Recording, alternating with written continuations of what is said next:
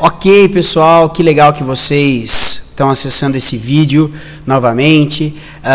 Pena que saiu tarde, mas com certeza vai ajudar vocês aí. A gente conseguiu resolver nossos problemas técnicos. E vamos lá, vamos lembrar um pouquinho do que a gente mexeu. Olhando para esse site que eu já mostrei para vocês durante as aulas, que é o laboratório interativo, as simulações interativas da Universidade do Colorado. Você vai encontrar isso em português, você vai encontrar isso em inglês. Basta colocar FET e colocar Colorado, e logo você vai chegar através do Google no site. Legal. Uma das coisas que a gente viu foi a densidade, né? A gente brincou um pouquinho com densidade, vai cair na sua provinha de amanhã. E vamos brincar um pouquinho com os bloquinhos aqui, ó. 2 kg de madeira, que por ser menos densa do que a água, flutua. Se a gente trocar isso para isopor, flutua mais ainda, né? A densidade do isopor é muito pequenininha. Se a gente trocar isso para gelo, ainda flutua.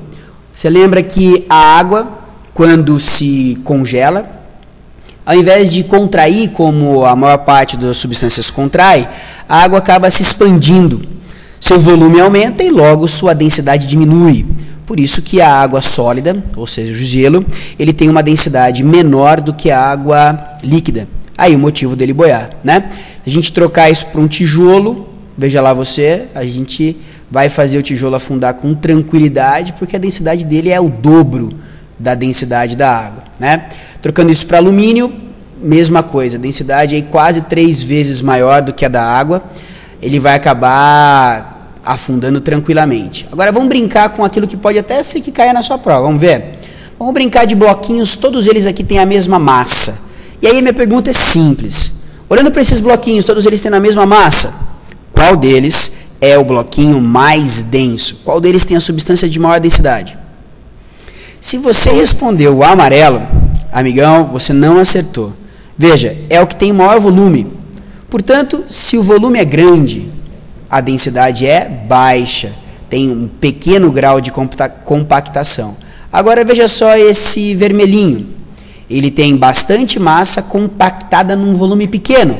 Puf, tem uma imensa densidade. Ou seja, quando as massas são iguais, aquele que tiver menor volume é o mais denso. Legal. Vamos brincar agora de bloquinhos com volumes iguais. Todos eles têm o mesmo tamanho, portanto o mesmo volume. E a minha pergunta é, qual deles tem a maior densidade? Se você respondeu o vermelho, infelizmente, amigão, você não acertou. O vermelho, por ter a menor massa, ele é o menos denso.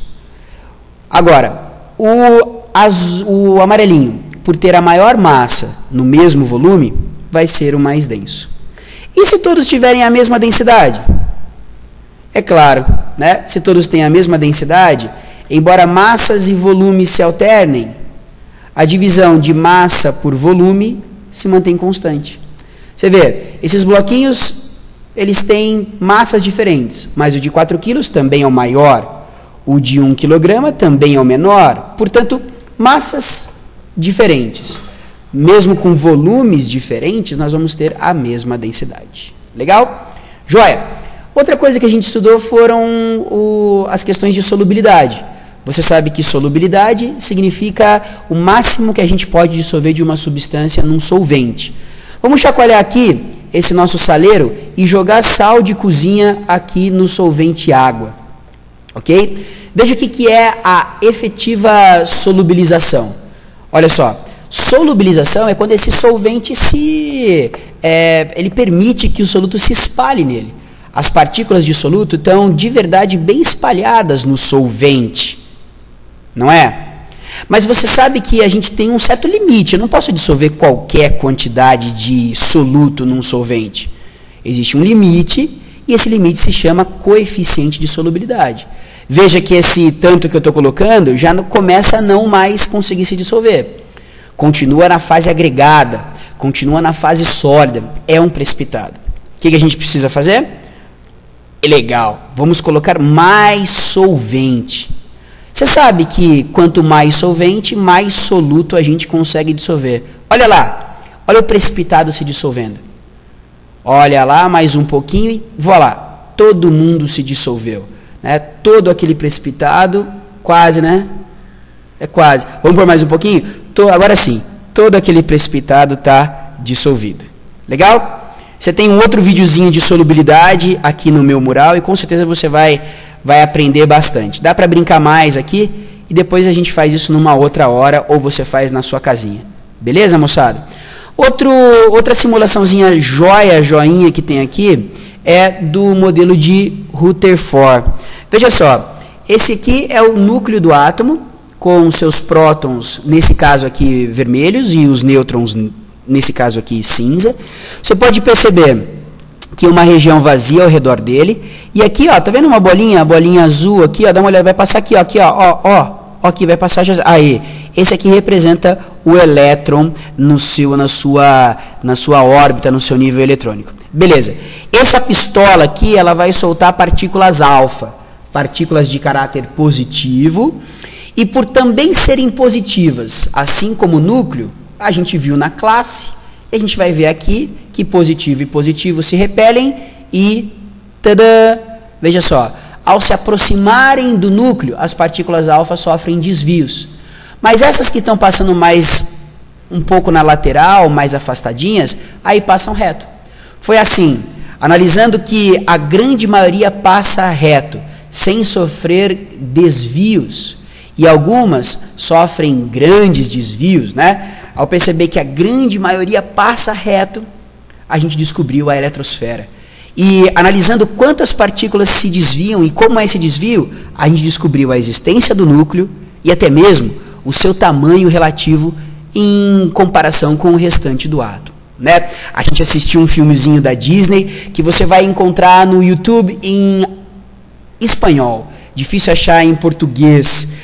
Até tentei colocar para vocês no YouTube, mas é muito grande. E aí, com certeza, essa animaçãozinha vai ajudar no lugar do vídeo. Beleza? Você pode até depois brincar com o átomo do pudim de passas. E o nosso foco mesmo nesse experimento foi o modelo de Rutherford. Legal. O último videozinho que eu queria que você visse é o videozinho aqui da evolução dos modelos atômicos. Aqui você tem a bola de bilhar, né? A ideia do modelo do Dalton, o pudim de passas do Thomson, o sistema solar clássico que lembra o do Rutherford, que é o do Rutherford, e aí a contribuição do Bohr provando a existência dos níveis eletrônicos.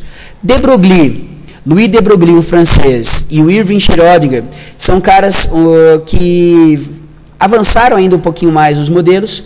É o modelo da física quântica, que você vai aprender esses modelos aí no ensino superior. Nós vamos ficar aqui até o Bohr, até 1913. Vamos ver? Então, olha lá. Bola de bilhar, a gente tem o modelo de Dalton, que usou balança. Pudim de passas, a gente tem o modelo do Thomson, que usou a eletricidade. Sistema solar clássico, a gente tem o Rutherford. Se você observar, vou até deixar um pouquinho mais lento, quer ver? Ó? Se você observar, vamos pôr de novo, o elétron, como está meio bagunçado, ele vai vindo cada vez mais perto do núcleo. Vamos pôr de novo? O que o Rutherford não tinha muita clareza é o que o elétron está fazendo na eletrosfera. E essa animaçãozinha mostra isso. Se fosse pelas ideias do Rutherford, não haveria como os elétrons se manterem na eletrosfera. 2 anos depois do seu modelo, aí vem nosso amigo Bohr, né? Que dá a ideia dos níveis, das camadas eletrônicas, dos elétrons girando numa velocidade muito grande ao redor do núcleo. Não é? Legal. Perfeito. Você pode brincar mais no site do FET, vamos colocar aqui de novo, onde você pode entrar aqui na área de Química, ok? Online, entra aqui em Química, aí você vai encontrar aqui, ó, olha só, você vai encontrar o da densidade, o espalhamento do Rutherford, você vai encontrar, esse aqui de interações atômicas é bacana, os modelos de hidrogênio também são legais, a gente acabou de ver, você pode brincar com eles, o da solubilidade também, ok? E outras coisinhas que a gente vai vendo ao redor do ano, ao longo do ano. Beleza, pessoal? Espero que vocês tenham gostado de mais um videozinho nosso. Espero que isso seja útil para vocês na hora do seu estudo e amanhã para a realização da sua provinha. Bons estudos, boa sorte, boa noite para a galera da manhã. E essa galera da tarde está estudando agora de manhã. Bom dia Espero que agora, daqui a pouco à tarde, vocês consigam ter um tremendo sucesso. Beijão, tchau e tchau, tchau.